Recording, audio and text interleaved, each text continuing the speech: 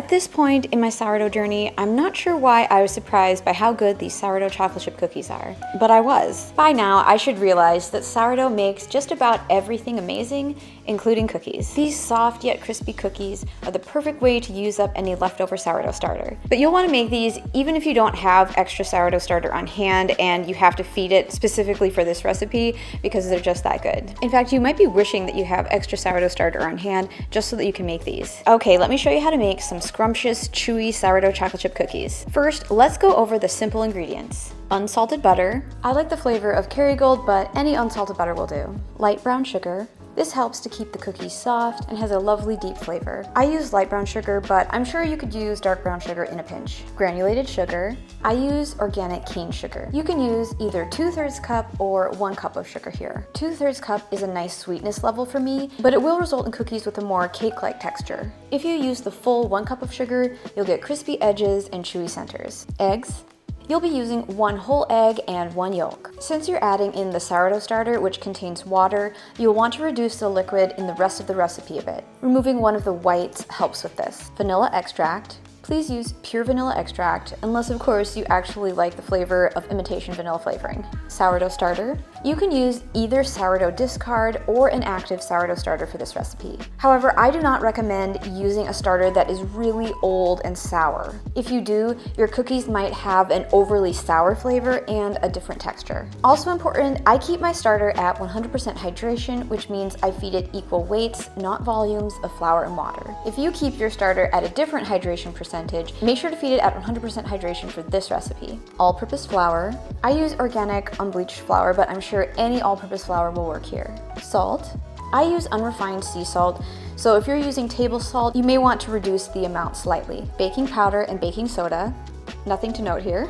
Chocolate chips or chopped chocolate. You can use either chopped chocolate bars, chocolate chips, or chocolate chunks in this recipe. I personally like dark chocolate chips, but semi-sweet or bittersweet will also work. I love the flavor that a chopped chocolate bar brings to the table, but it does result in cookies that are a bit messier since the chocolate melts more. If you plan on only chilling your dough for 1 hour before baking, I recommend using chocolate chips. That extra time in the fridge chills the chopped chocolate so it doesn't melt as much or make as much of a mess. So if you're skipping that longer 12-hour rest in the fridge, the chocolate chips are a better bet. Okay, now let's get into actually making the cookies. First, you're going to brown the butter. This helps to reduce the water content of the butter, and it also adds such a lovely flavor. Now, the thought of browning butter may seem intimidating to you if you've never done it before, but it's actually really easy. You basically melt butter and let it cook a bit longer until it's all brown and toasty. You just need to keep an eye on it so that it doesn't burn. And you can use cold butter from the fridge. No waiting for it to soften. You're basically going to melt 2 sticks of butter, but leave it on the stove just long enough for the milk solids to start to brown.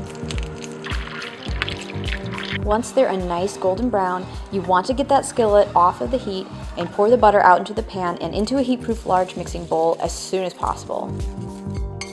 If you leave it in the pan after it's done browning, the residual heat can quickly take the butter from browned to burnt. Now add the sugars to the browned butter and stir.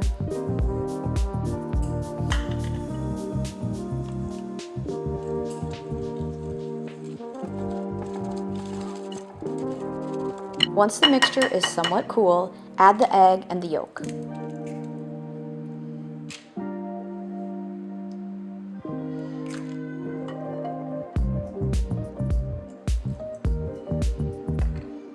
Add the sourdough starter. I like to weigh it into the bowl to save on dirtying up a measuring cup. A sourdough starter can be really sticky and hard to clean off of things, so you definitely want to skip measuring it in a measuring cup if you can. Finally, whisk it all together until well combined. You really want to give it a good stir here. I love that you don't have to pull out your stand mixer for this recipe.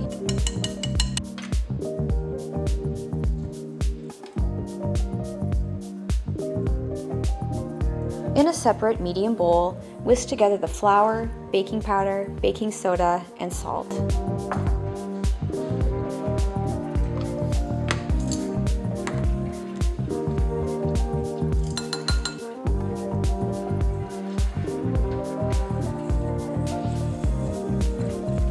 Add the dry ingredients to the butter sourdough starter mixture.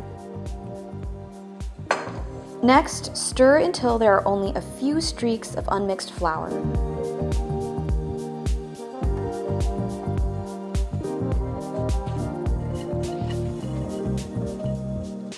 Add the chopped chocolate or chocolate chips and mix with a spatula or wooden spoon just until the chocolate is evenly distributed.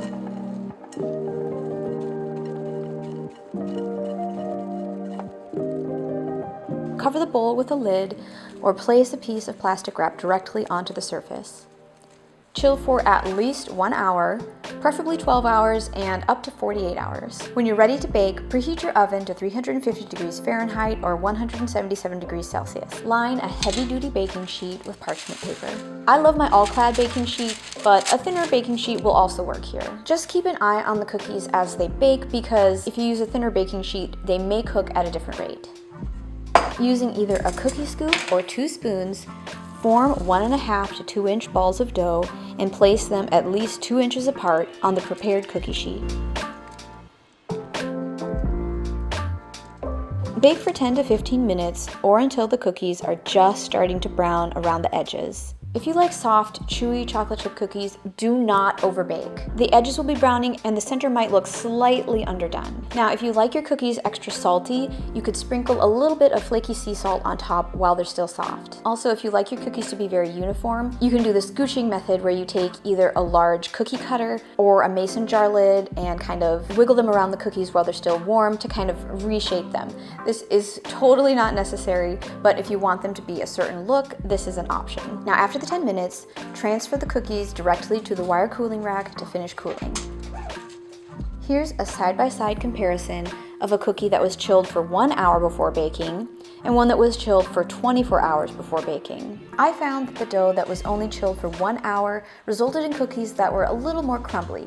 Still very delicious though. The dough that was chilled for 24 hours had a superior texture in my opinion. As is true with all chocolate chip cookies, these are best served warm from the oven, but they're still delicious after they've cooled completely. I love them alongside a glass of milk or a matcha latte, and I'm sure they'd be heavenly with a scoop of vanilla ice cream. These sourdough cookies can be stored in an airtight container at room temperature for a few days. For longer term storage, you can place them in a freezer safe container and store them in the freezer for 6 to 8 weeks. And of course you'll want to thaw them a bit before serving. You can also freeze the dough so that you can have freshly baked cookies whenever you have a craving. Remove as much air as possible from the bag and store in the freezer. It will keep for about 6 to 8 weeks. When you're ready to bake, simply bake the frozen cookie dough balls as directed in the recipe, but increase the baking time to about 17 to 20 minutes or until the edges begin to brown.